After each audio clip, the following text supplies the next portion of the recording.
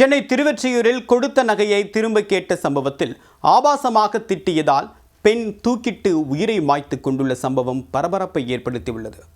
3 பேர் தன்னுடைய தற்கொலைக்கு காரணம் என்று மகனுக்கு வாய்ஸ் மெசேஜ் அனுப்பிவிட்டு பெண் உயிரிழந்த சம்பவத்தின் திடுக்கிடும் பின்னணி என்ன?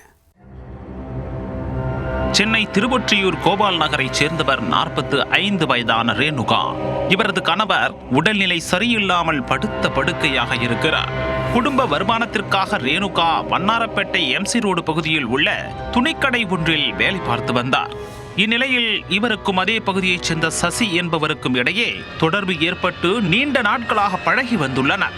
குடும்ப கஷ்டம் காரணமாக சசியிடமிருந்து ரேணுகா 2 ஆண்டுகளுக்கு முன்பு சிறிது நகைகளை கடனாக பெற்று அடகு வைத்திருந்தார்.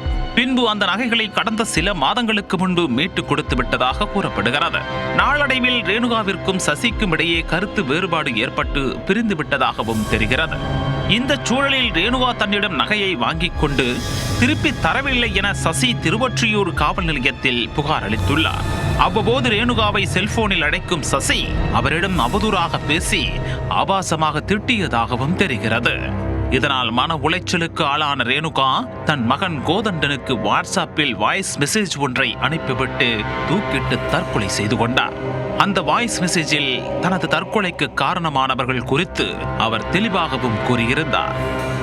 கோதண்டா, என் சாவுக்கு காரணம் லேக்கா, லோகு, சசி, இவங்க 3 பேர் தான் என் சாவு காரணம். அசையவோ எழுந்திருக்கவோ முடியாத தனது கணவர் முன்னிலையிலேயே புடவையால் தூக்கிட்டு அவர் தற்கொலை செய்து கொண்டிருக்கிறார்.